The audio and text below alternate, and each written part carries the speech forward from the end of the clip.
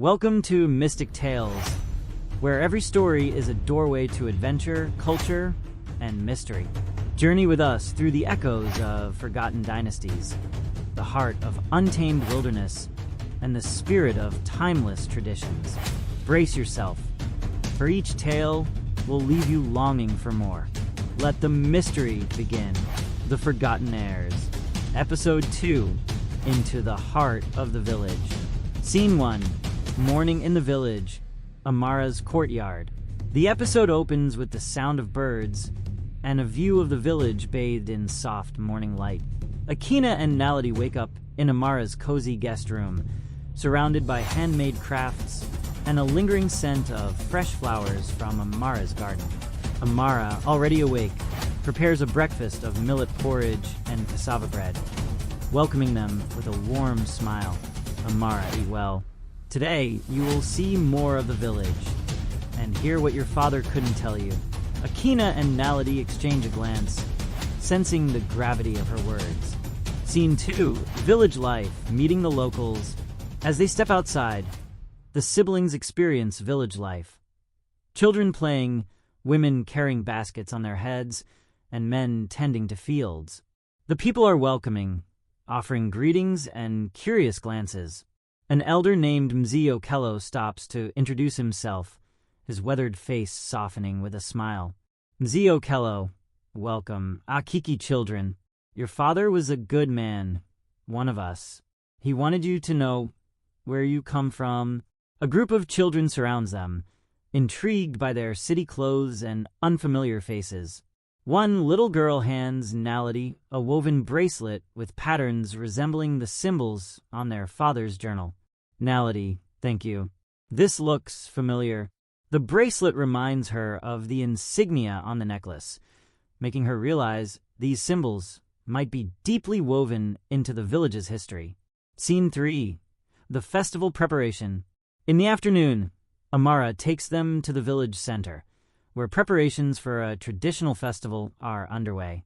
The villagers are setting up decorations, arranging drums, and preparing costumes for a dance that celebrates their ancestors and the spirit of the land.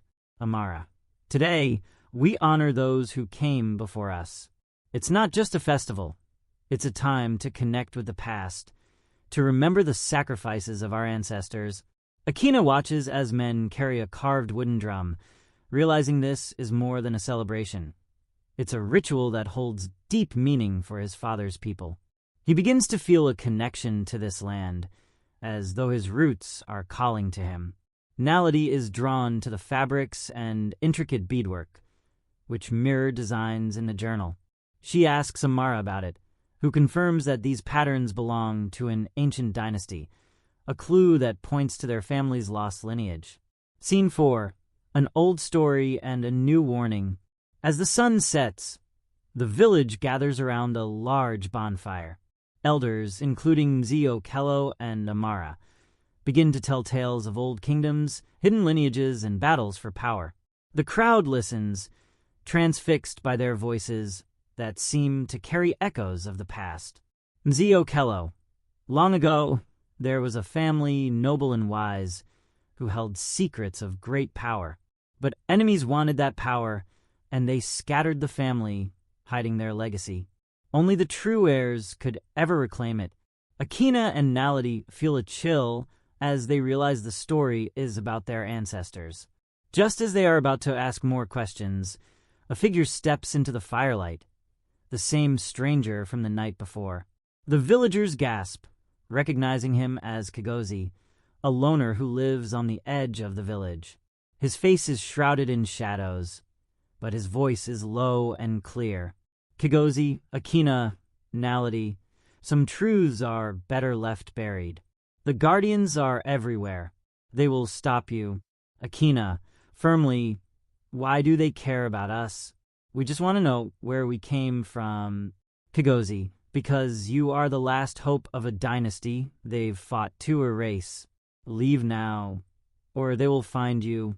Amara steps between them and Kigozi, defiant. Amara, you forget, Kigozi. The spirit of our ancestors is stronger than any threat. These children will finish what their father started. Kagozi retreats into the darkness, but his warning lingers in the air. The villagers, murmuring in concern, look at Akina and Naledi with a mixture of fear and hope. Scene 5. Discovering the first clue. That night, unable to sleep, Akina and Naledi revisit the journal, noticing a line that reads, "Follow the stars to the lake Nkugit." The first heir left a mark there. Amara explains that the lake Nkugit is a sacred place, believed to hold echoes of the past. She warns them that the journey is perilous, as it crosses paths protected by wildlife and, perhaps, by ancient spirits. Naledi, it's dangerous, but I think we must go. We're closer than we've ever been. Akina, then we'll go. If it's what our father wanted, we'll find it.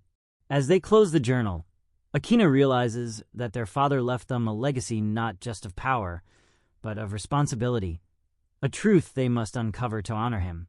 End of episode cliffhanger.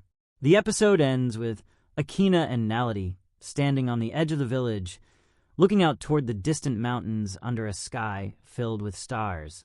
Their path is unclear, but their determination is growing. They know now that their journey will take them far beyond anything they imagined, into the heart of a forgotten heritage that will test their courage, strength, and loyalty to each other. Cliffhanger set up for episode 3, with only the stars and the journal as their guide. Akina and Naledi prepare for a journey into Uganda's untamed wilderness. The unknown dangers of the Lake of Whispers await, and they sense that Kagozi's warning may be the first of many.